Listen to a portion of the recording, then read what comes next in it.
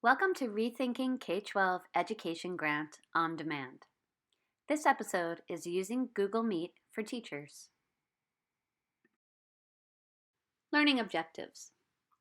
By the end of this session, you will learn how to schedule a Google Meet and start one instantly, create a standard meeting link through Google Classroom, use the settings in Google Meet to keep meetings running smoothly, record a Google Meet, and create breakout rooms. Let's get started. To start, you're going to need to open a new tab and go to meet.google.com. This is what it's going to look like if you're on your personal account, which does not have the full access to the Google Meet settings. You need to make sure you're logging in with your school account, and you're going to get a screen like this.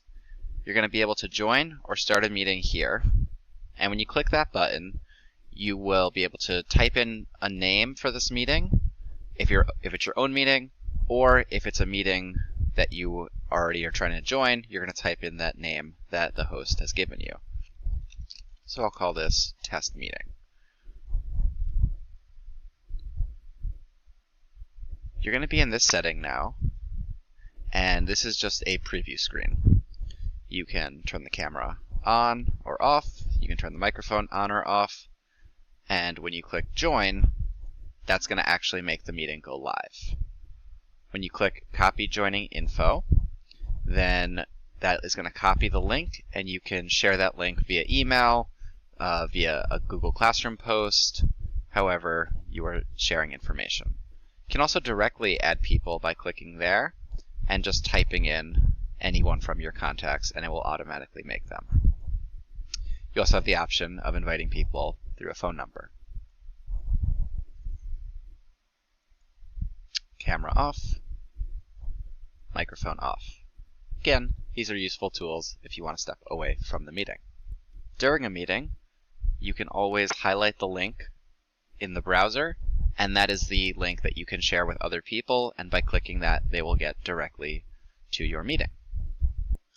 If you'd like to set up multiple meetings at once, you can go Start a New Meeting, click Test Meeting 1, or whatever nickname you like. And then once you join, you can copy that info. And what I find is really good is to create just a new document so you can keep track of all of your meetings. So this would be meeting 1, and like so.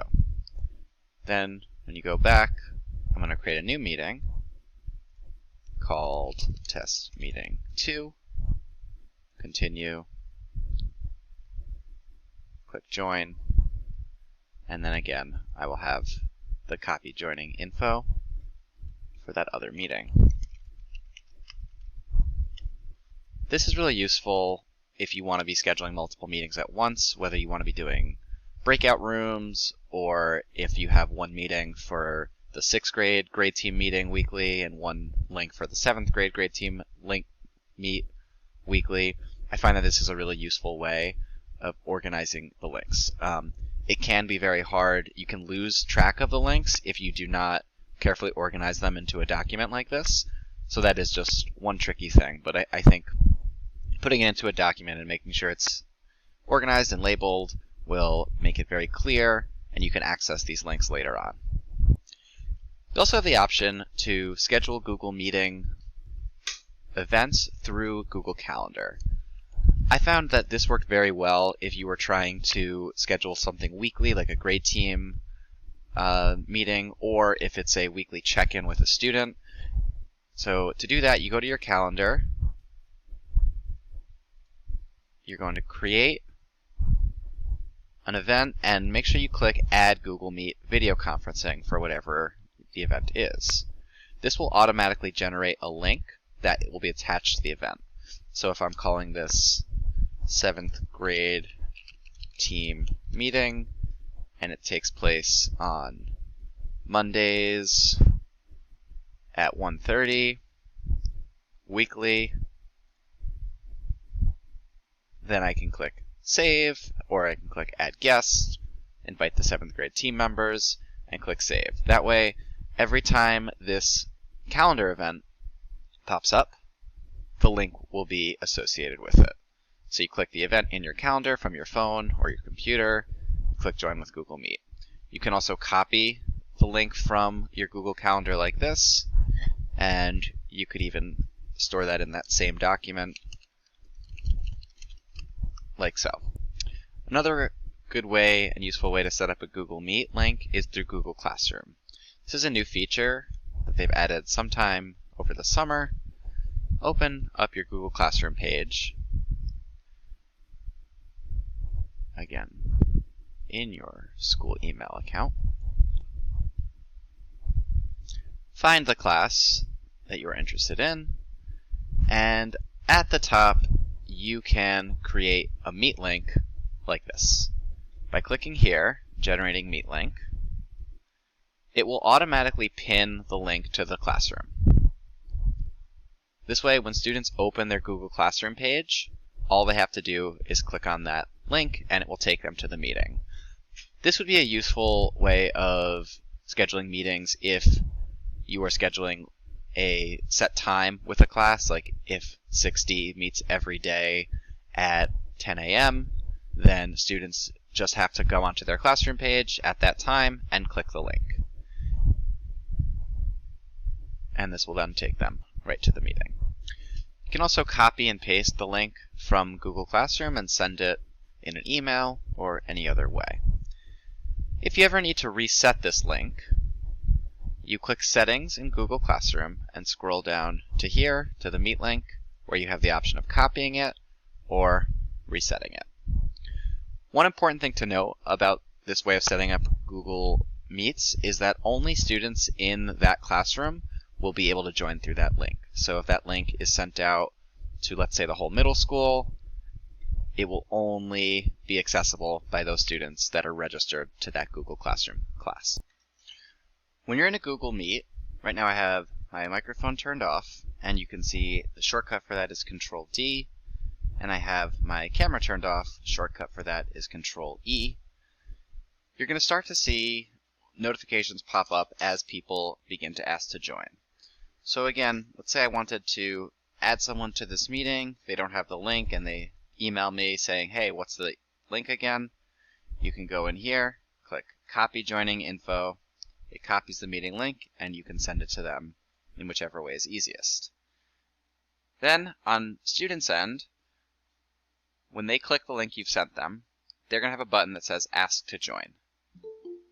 When they click Ask to Join, on your end, you're going to see this pop up. Someone wants to join. Keep in mind that at the beginning of this of a meeting, what you're going to see is a lot of students asking to join at once. This means it might be hard to go ahead to whatever you were planning to do with the meeting until you've spent maybe 2-3 minutes approving students that are trying to come in. By clicking here, Show Everyone, you'll see everyone that's in the meeting. So we have the host, and we have whichever guests are here. Right now, everyone is muted, but if someone were to be unmuted, you will have the option as a host of remuting them by clicking here. It's important to note that if you mute somebody, they have the option of unmuting themselves, so it's not the best system for students that are being disruptive in a meeting because they can always unmute themselves. Really, the only permanent option you have is to click this button, remove them from the meeting, and they will be kicked out and they will not be able to rejoin the meeting. So at this point, you've set up your meeting, you've got your participants in, you know how to mute and unmute people, but here's some more settings you can use. To access the settings, you're going to click here, More Options. You have the option to record the meeting here. If you record the meeting, a notification will pop up saying that you need to ask for consent. Make sure that your school and your district are okay with recording meetings before clicking here. When you click Accept, it's going to start recording the meeting, and then you're going to click there again to let it stop. So now it is recording, and I can click Stop Recording. it will automatically save a copy of that recording to your Google Drive, but be patient. It does take several minutes for Google to process it and add it to your Google Drive. You will get an email, though, when it is finished. Other settings you have. An important one you have is to change the layout. Tiled is probably the best way to see a large group, and you can see 16 people at a time. That's going to look like this. This is the tiled link.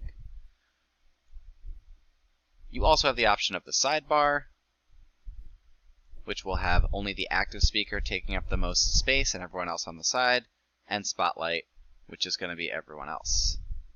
Then auto will choose the best way for it. If there's more than 16 people in a meeting, even if you choose the tiled, you will still only be able to see 16 at a time. You have full screen. Turning on captions automatically generates captions based on whoever is speaking. You would have to instruct students that need this accommodation to turn it on their end. More settings here. This allows you to make sure that your input for audio and video are being tested. My microphone is off. I would have to turn it back on like this, but you can change here to whatever settings are appropriate. Same with your speakers. Video settings, you want to make sure whatever camera you are using it is going with, and you have the option of changing your resolution from standard to high definition.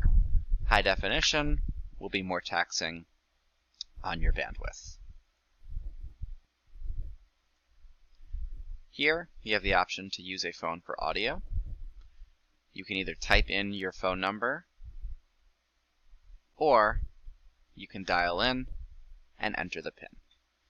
If you're having trouble with your computer for whatever reason, especially if you have an issue where maybe the internet goes off, or if you're having a student with the internet that goes off, you can always give them this information so that they can dial in and then still connect with the meeting, even if they cannot connect to it from their computer.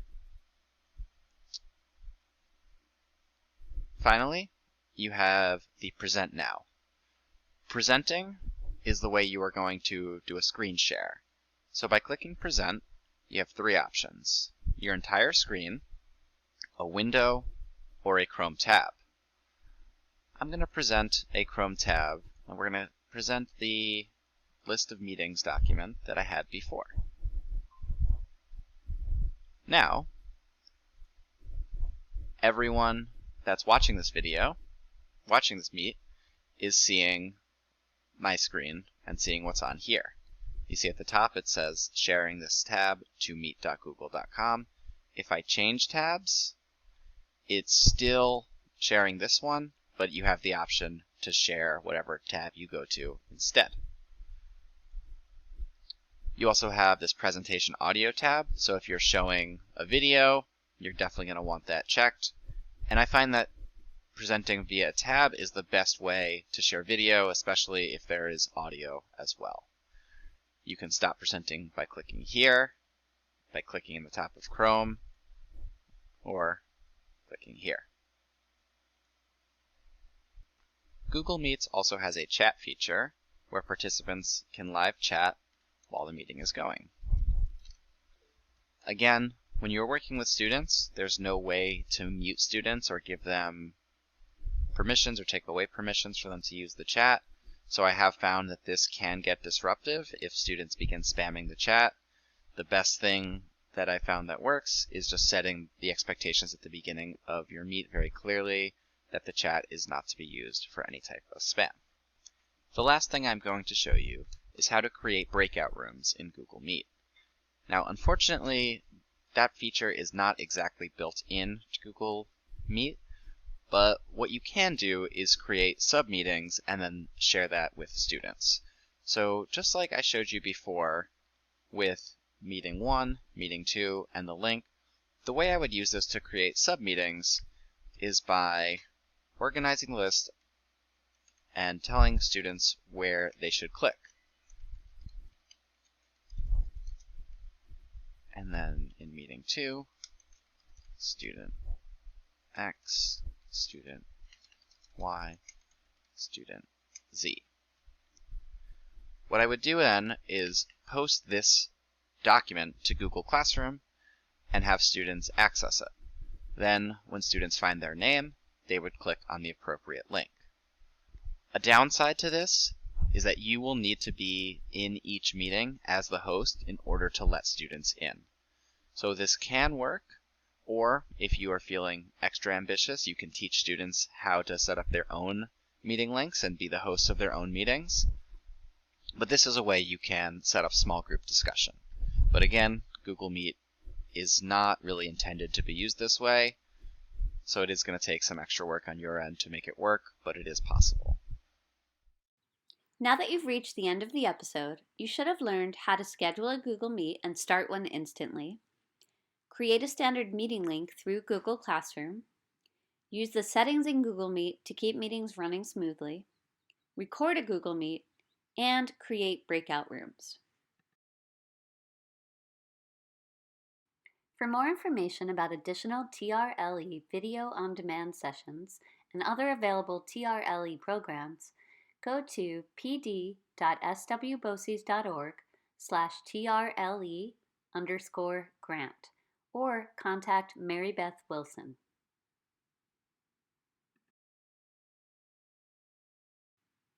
We value your feedback about your experience with this digital resource. Please take a moment to share feedback about your experience using this link.